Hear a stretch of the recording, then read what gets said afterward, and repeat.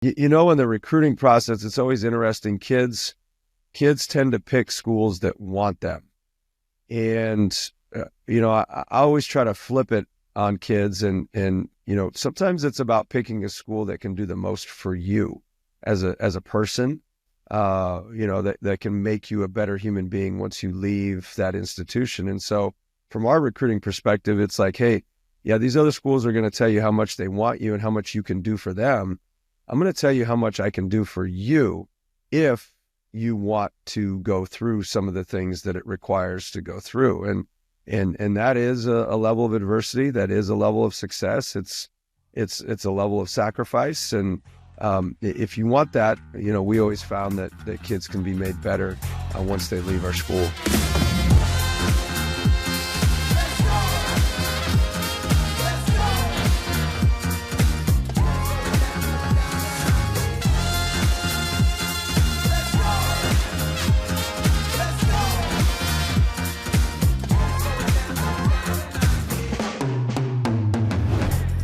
Hey, welcome to another Coaching You podcast with the coach Brendan Suhr, presented by Noah Basketball. Ben McCollum, the head coach of Drake University, is our guest today. Ben is a longtime friend of Coaching You, and he is one of the absolute best college coaches there is. His success at the D2 level at Northwest Missouri State, his alma mater, is virtually unprecedented. 4 national championships.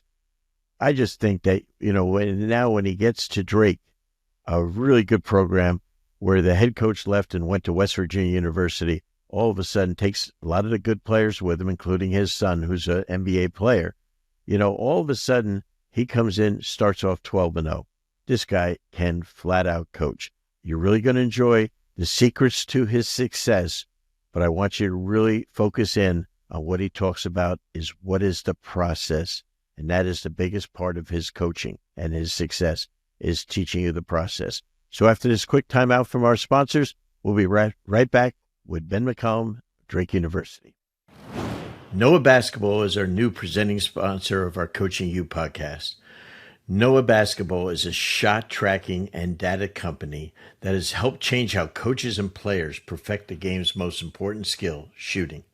Noah is a data service provider that uses machine learning and the latest computer vision technology to provide real-time data and feedback to improve shooting accuracy and consistency for professional and amateur basketball players. Noah has now analyzed over 570 million shots from countless high school, hundreds of college teams, and 28 NBA franchises. The technology is simply amazing. Once the system has been installed, players will be able to get immediate feedback on their shooting arc, left and right positioning, depth, makes or misses, and makes the data available to players and coaches on your mobile device. For more information about how Noah can help your team, visit noahbasketball.com. Coaches, are you looking to take your game preparation to the next level? Then Fast Model Sports is the perfect coaching software for you. With FastDraw, build an organized library of plays and drills and create professional playbooks to share with your players and staff. You can also download over 9,500 free plays and drills from our playbank directly to your FastDraw account. Looking for a better way to build your scouting reports and want to include video? With FastScout, build custom scouting report templates to prepare your team best for each individual opponent. Plus, did you know with the latest updates from Fast Model Sports, you can now include video with your Fast Scout reports and share with your coaches and staff, all within the Fast Scout mobile app. The combination of Fast Draw and Fast Scout is by far the best way for you and your coaches to create winning game strategies and effectively communicate them to your team. Over 10,000 high school and youth coaches trust Fast Model Sports products to help their teams reach their goals. To order, go to fastmodelsports.com. Use code COACHINGU15 to get 15% off any Fast Draw or Fast Scout products. Remember, go to fastmodelsports.com. Use code COACHINGU15 to get 15% off any Fast Draw and Fast Scout products. Hey, we're back with Ben McCollum, the head coach of Drake University. Ben, welcome back. We did this several years ago after one of your national championships at Northwest Missouri State. It has been a whirlwind time since you got the job last spring. Absolutely. Yeah. I don't think people realize when you switch jobs, a lot of times you had success in the previous job. So you're going deep into postseason, and then, and then you take another job and you got to fill a roster of, 10 new guys, two holdovers, and then, kind of get that group prepared for the season and do all the things that go with restarting a program. And so, it's been a lot, but it's been fun. How many of your coaches did you bring with you from Northwest? I brought both of them. Okay. Brought both of them with. Yep. And then you brought 4 players. Yes, sir. Yep. Yeah. 4 players. Yep. So the great basketball analysts that reside in the U.S., the experts, they probably couldn't have seen a D2 coach, which is all bullshit, 4-time national champ, but with 4 D2 players coming in and really playing great in one of the strongest mid-major leagues in the country in the Missouri Valley. Right now, as we're recording, 23 or 24 and 3. What I get them all 24 and 3. I think it's 24 and 3 now. Yeah, we were going to do this a couple of days ago. I think it's 24 and 3 now. It's absolutely incredible, that this is going on. How has the transition been for you guys as far as from on the basketball court?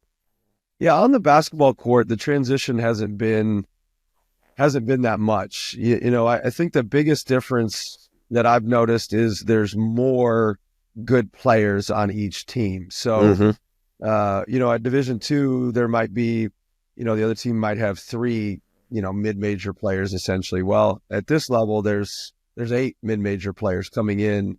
Their bench is always good. All 5 starters are always good. And so it kind of can wear you down a little bit more. But from a basketball perspective, it hasn't changed a ton. I think the benefit is because we had guys that have played together for an extended period, that's helped us a lot. So when you were at Northwest, I remember the first time we ever did a podcast, you talked about your growth as a coach, of how you picked your style and how you started as, because you went to school there, you started there, went away for a couple of years, came back. You went to Emporia State for a couple of years, came back, and then took over as the head coach and were there 15 years. Your growth as a coach at the same place, how did that evolve and keep having success?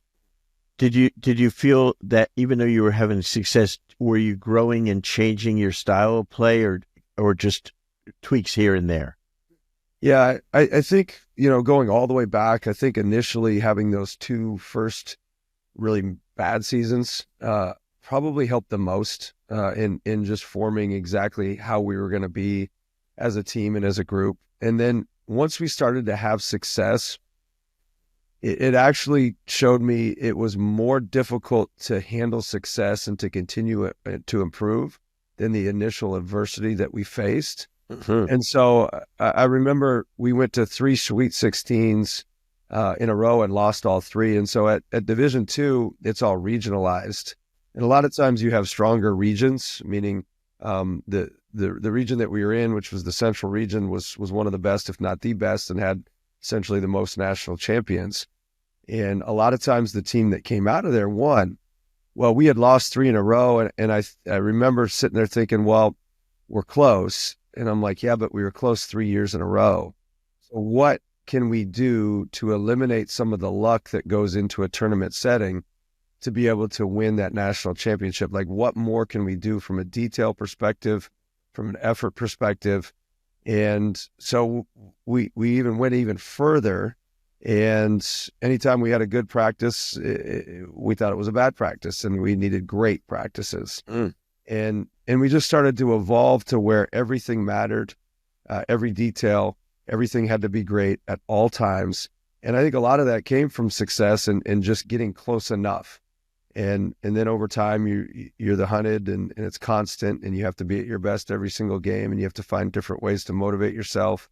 And And so through that, it's evolved to the real process heavy approach where, it's not necessarily winning a championship, but it's about giving championship level effort. And so that's what we've tried to do here. And that's what we did at Northwestern and have a lot of success.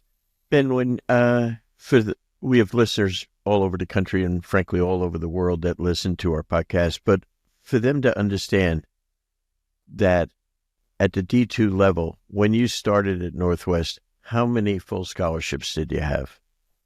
We had 10 full scholarships, and you could break those up, which is pretty good, right? At that level, right? I mean, most of them would have it at that point. There's probably a few regions that would get below. We never really used all of them. I think interesting. When we were 38-0, we actually used, I think it was like 6.3 equivalency scholarships. We just had the right kids. And so, we just ended up with the right kids and developed them. So when you're recruiting, let's talk first at that level. You're recruiting, you have to get a certain kind of young man that really wants to go through this process, so really wants, discipline every single day on the court, and also really wants to be coached and wants to get better. How do you go about evaluating that? Yeah, I think it's probably more of a feel or a gut thing than anything. I think we obviously like winners. We like guys that have won. Usually that's a certain standard. We do evaluate their intangible character, their talent from that lens. And then we've had guys in the program that really buy into it. So naturally they're able to acclimate a little bit quicker. In the recruiting process, it's always interesting. Kids tend to pick schools that want them.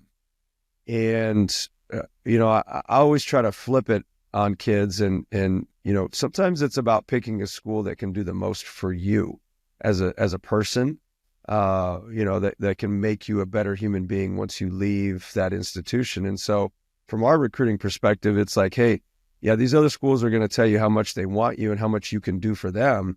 I'm going to tell you how much I can do for you if you want to go through some of the things that it requires to go through. And that is a level of adversity. That is a level of success. It's a level of sacrifice. And if you want that, we always found that kids can be made better once they leave our school. That's really good. So you, when you're having all this success, Ben, and we would talk, periodically during that time, because I knew you and because, we had done clinics together and things like that, I knew how good a coach you were. People just looking at wins and losses, they say, wow, this guy's got the whole thing. And we talked about this. There were a lot of schools, in my opinion, that should have hired you and didn't hire you. And what were things, and I'm doing this not to make you feel good or bad or anything like that, but really to teach young coaches how to handle, being interviewed for a job and you don't get it. What were the things that you were hearing back that you were lacking at these schools? And I'll make my comment later about them.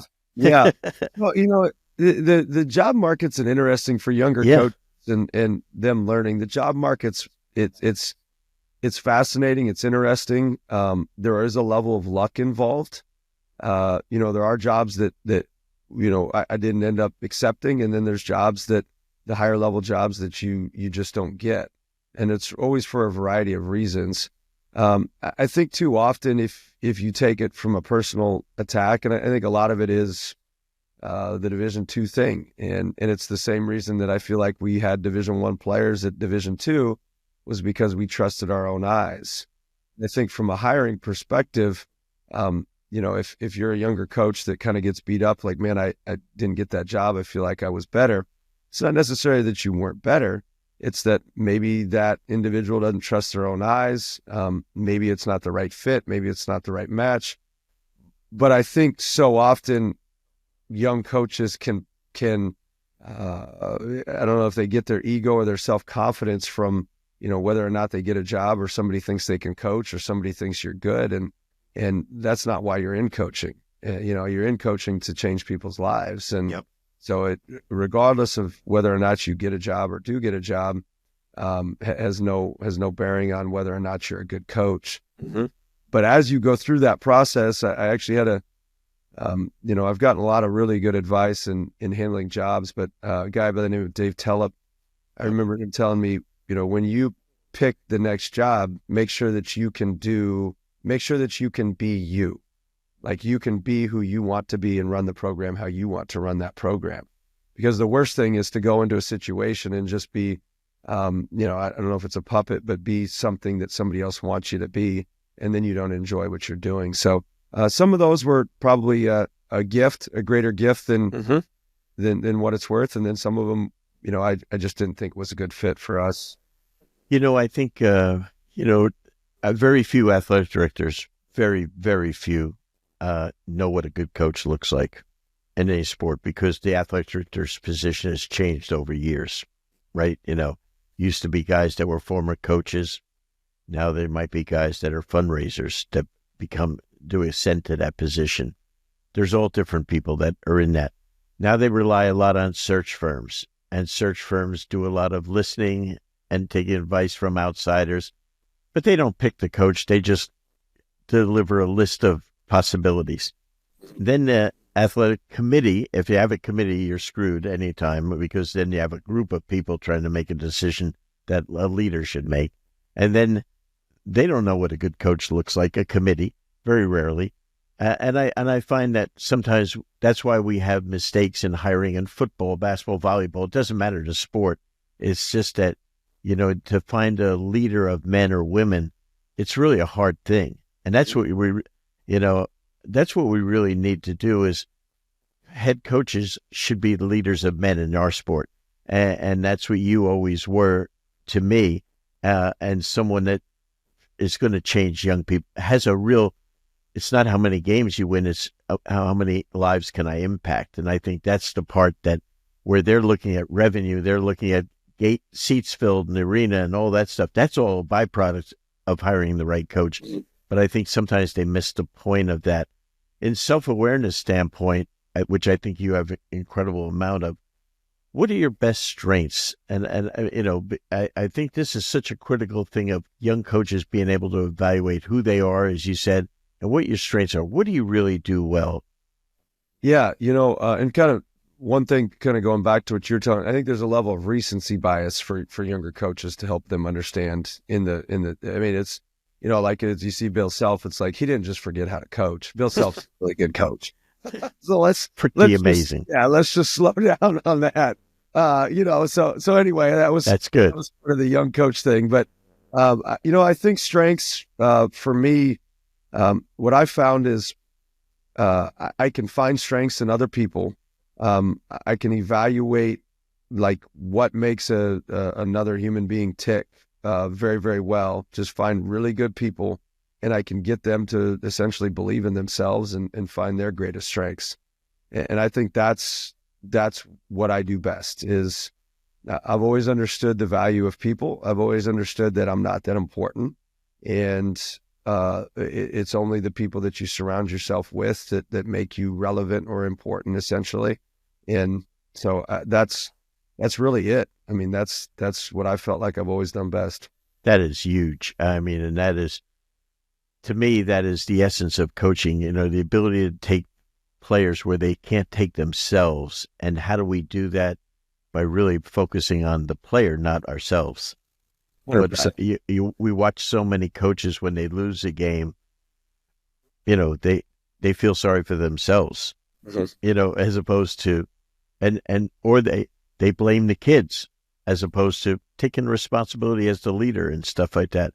Talk about the process. I love the term, you use it, Nick Saban, Belichick, they always talk about that. Explain to coaches from your perspective what process means to you. Yep.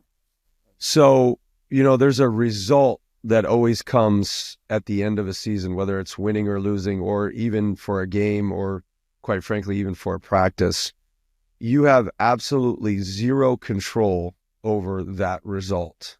And coaches that try to focus on winning and losing, winning a championship, etc., end up essentially feeling that pressure, and it stalls them out and it stalls their progress out. And so for us, what we try to focus on is, did I give championship level effort that day and then the next day and the next day, and then just allow those results to take care of themselves. Whether you win or lose has nothing to do with whether you did it the right way, the things that you can control, which is essentially your present moment. And the more you can get kids to focus on that, the more or the less they become distracted from social media, from a result, the better they can get, because they're really focusing on that, just that process of the daily, hey, I'm just going to get better. While everybody else is like, hey, I won a championship, we're good. Well, it doesn't mean you were at your best. It doesn't mean you achieved competitive greatness. It just means you won the game, right? That has nothing to do with the competitive greatness that you're trying to achieve. And that's what we try to do on a daily basis, to just become great that day in that moment, and that's it. And then let the rest take care of itself. I love that, because, I think I've told you the story that when I went to the Pistons, having come from, the Hawks with Hubie Brown, Mike Fratello, they always were talking about the whole season, focus on 5-game goals setting for home games, 5-game for away games. I go in my first practice and I go up to Isaiah Thomas and I said, hey, what are our goals? And I'm expecting him to, because they went to the finals and lost by 2 points to the Lakers in Game 7 the year before. He's super smart, and I'm expecting him to give me some really good thing. And he gave me probably the best thing I've ever heard. He said, Brendan, all we worry about here is we win. We worry about the next game. Mm-hmm. Yep. That's it. That's it. I said, yeah, but there's got to be more. Oh, yeah. And then we win the championship, and we don't win the championship. It was a shit season, because that's the caliber of players they had. Yep. That's where they were setting. And frankly, it simplified everything for me, as far as I didn't, because I think if you lose a game, you just say, oh, that's okay. We were supposed to win 2 out of 5 road games and 4 out of 5 home games. And that got us to 50 wins in Atlanta. And guess what? Every year we won 50 games and never advanced in the playoffs. Yeah. Yeah. That's what my old head coach, and I told this story once the other day in an interview, and my old head coach, we were in a meeting and we were doing goals for the season. And I'm not a big goal guy. Yeah. I'm not real interested in them.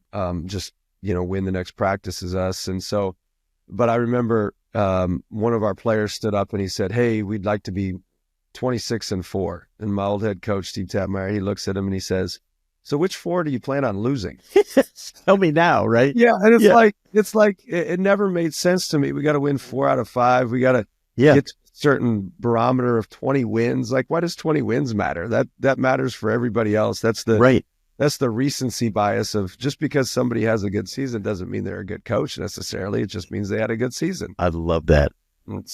So let me ask you now, as you go to Drake in the Missouri Valley, which is, as I mentioned, a great conference with great teams, depth. I think it's going to be at least a 2-bid league this year, in my opinion. Someone that studies it daily. What is your playing style for those on the outside that haven't had a chance to watch you guys? And how has it, if at all, changed from Northwest Missouri State? Well, it's changed. I think for us, we try to be efficient on offense and defense. I think this year it's changed simply because we don't have quite as much shooting as we had at Division II. I mean, some teams we'd have 5 guys that shot over 40% from 3 on the floor at all times. And so we've just had to adapt. The thing that we really wanted to make sure that we got right away was tough kids, high character kids that could play the long game, where you get your foundation built early and often with tough kids that want to serve each other. And then eventually you can have sustained success. With that, sometimes you might, maybe this one doesn't shoot it as well, or maybe this one doesn't pass it as well, or maybe this one doesn't.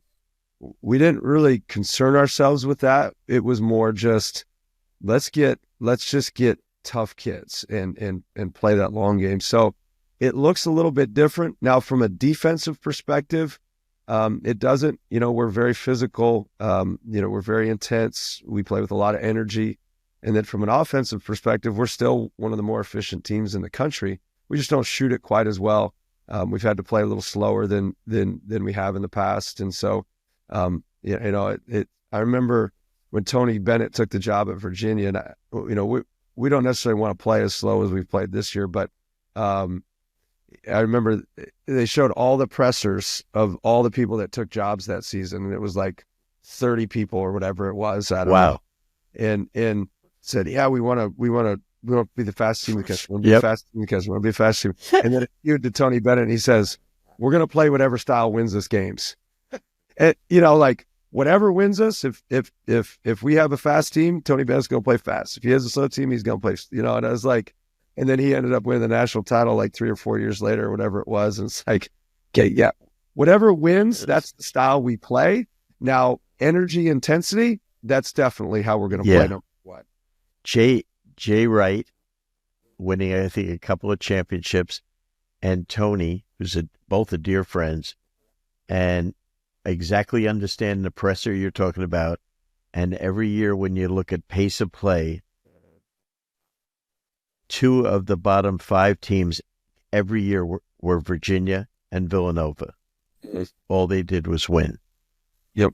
That's all that matters. All this crap about shooting threes, 5 out, all that, the biggest thing is, are we guarding people? Are we taking good shots? Are we unselfish? And are we winning? Are we doing the best we can that we can control the win? Like you said, I love that. I think that's a recipe for success and stuff like this.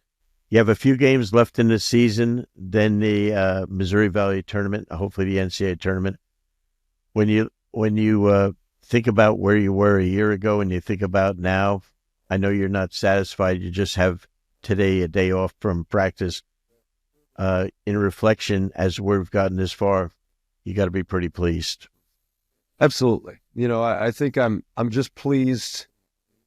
I think a lot of what I'm pleased with is we did, like, from a staff perspective and from a player perspective, we took great human beings, and it is a joy to come in and work every day, and that then seeing the results on top of it. So, like, you do the right things, and then the right things led to the right results. And that, I think, gives you the most joy as a coach. That was one of the controllables of the people that you recruit. I think with the portal, the thing I've noticed is that coaches are now seduced by talent because the portal is new. In the NBA, a lot of teams used to be seduced by talent. They would bring the guys in, pay them a lot of money as free agents or draft guys that were immensely talented and find out they weren't the right person for their team. And I think it still goes down to getting the right people on the bus, getting the wrong people off the bus, right? Yeah. And putting everyone in the right seats, and I think that's what you're doing right now. I saw something the other day where one of the teams that was doing incredibly well, every player that they took in the portal, of the 10 players, believe it or not, 10 new guys, every one of them won over 20 games the year before with whatever team they were at. And I said to myself, that's pretty damn smart. They got winners, not how many points the guys scored. And so I thought that was pretty interesting. Absolutely. Yeah. And that's how we recruit high school kids. And now obviously with the portal as well, making sure that you find guys that have won in the past. And it's a lot of time because of speed dating. And so very much so. The only thing is the result, and does the result, if they've won, they probably have some winning characteristics, and so you just have to kind of take that at face value. Ben, I wish you the very best of luck as you finish the season in the playoffs, and I really appreciate you taking time during the season.